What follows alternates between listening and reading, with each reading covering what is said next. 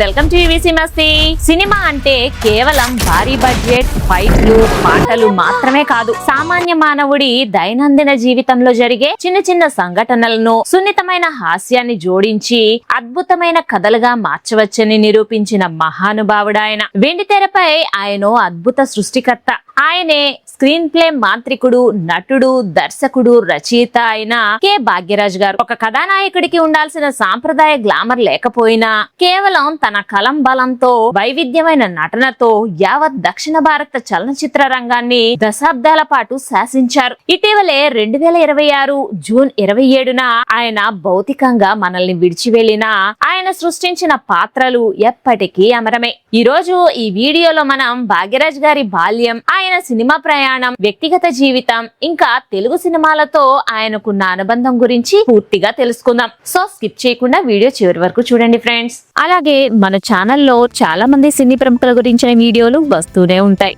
అవన్నీ మిస్ కాకుండా చూడాలంటే మా ఛానల్ ని సబ్స్క్రైబ్ చేసుకుని పక్కనే ఉన్న బెల్ ఐకాన్ కూడా యాక్టివ్ చేసి పెట్టి. కె భాగ్యరాజ్ గారి పూర్తి పేరు కృష్ణస్వామి భాగ్యరాజ్. ఈయన 1953 జనవరి 7న తమిళనాడులోని ఈరోడ్ జిల్లా గోబిశెట్టిపాలయం సమీపంలోని వెల్లన్కోయల్ అనే ఒక సాధారణ గ్రామంలో జన్మించారు. ఆయన తండ్రి కృష్ణస్వామి గారు వ్యాపారస్తుడు, తల్లి అమరావతి అమ్మాల్ గారు గృహిణి. భాగ్యరాజ్ గారి బాల్యమంతా కోయంబత్తూర్ పరిసరాల్లోనే సాగింది. ముఖ్యంగా పాపనాయకన్ పాలయం ప్రాంతంలో ఆయన పాఠశాల విద్యను పూర్తి చేశారు. చిన్నతనం నుండే ఆయనకు చదువుతో పాటు కథలు రాయటం, కళల పట్ల విపరీతమైన ఆసక్తి ఉండేది. ఆ ఆసక్తే ఆయనను మద్రాసు వైపు అడుగులు వేసేలా చేసింది. 1970ల మధ్య కాలంలో భాగ్యరాజ్ గారు సినిమా అవకాశాల కోసం చెన్నై చేరుకున్నారు. మొదట్లో జి రామకృష్ణన్ వంటి దర్శకుల దగ్గర అసిస్టెంట్ గా పనిచేసిన ఆయన జీవితాన్ని మలుపు తిప్పింది మాత్రం లెజెండరీ డైరెక్టర్ భారతీ రాజా గారితో ఉన్న పరిచయమే. భారతీ రాజా గారి క్లాసిక్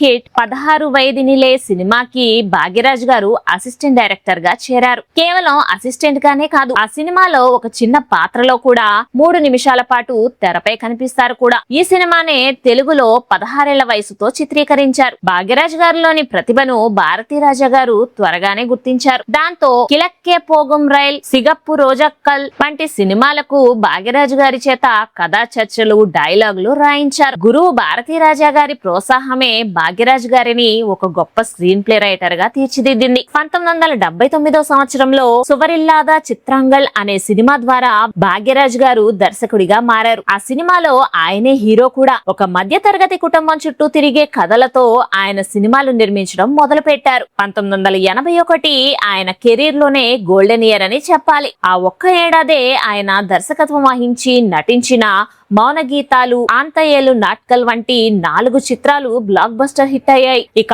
1983లో వచ్చిన ముందానే ముడిచ్చు సినిమా అయితే అప్పట్లో ఒక సంచలనం.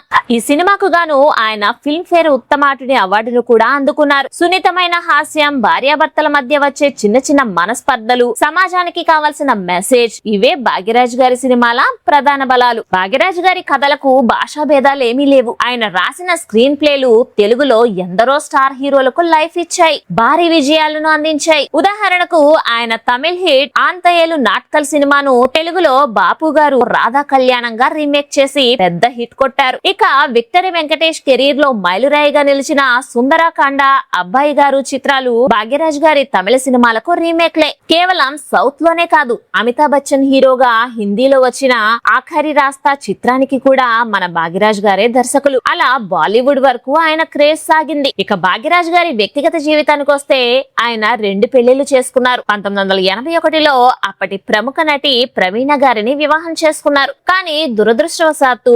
1983లో కామెర్ల వ్యాధి కారణంగా ప్రవీణ గారు కన్నుమూశారు. ఆ తరువాత 1984లో తనతో పాటు డార్లింగ్ డార్లింగ్ డార్లింగ్ సినిమాలో నటించిన హీరోయిన్ పూర్ణిమ గారిని భాగ్యరాజ్ గారు ద్వితీయ వివాహం చేసుకున్నారు. వీరిద్దరికి 2 పిల్లలున్నారు. కుమార్తె శరణ్య భాగ్యరాజ్, కుమారుడు శాంత భాగ్యరాజ్. వీరిద్దరూ కూడా చిత్ర పరిశ్రమలోనే నటులుగా స్థిరపడ్డారు. వయసు పైబడిన భాగ్యరాజ్ గారు సినిమాల్లో క్యారెక్టర్ ఆర్టిస్ట్ గా నటిస్తూ సోషల్ మీడియా ద్వారా స్టోరీ ఇన్స్పిరేషన్ అంటూ యువ రచయితలకు కథలు ఎలా రాయాలో నేర్పిస్తూ యాక్టివ్ గా ఉండేవారు. కానీ కాలం ఎప్పుడు ఒకేలా ఉండదు కదా. 2026 జూన్ 27న చెన్నైలోని తన నివాసంలో ఆయనకు హఠాత్తుగా గుండెపోటు వచ్చింది. వెంటనే కుటుంబ సభ్యులు ఆయనను అపోలో హాస్పిటల్ కి తరలించినప్పటికీ అప్పటి అప్పటికే ఆయన మరణించినట్లు వైద్యులు ప్రకటించారు. కేవలం 73 సంవత్సరాల వయసులోనే ఆయన ఈ లోకాన్ని విడిచి వెళ్లటం ఇటు తమిళ అటు తెలుగు సినీ పరిశ్రమకు తీరని లోటు.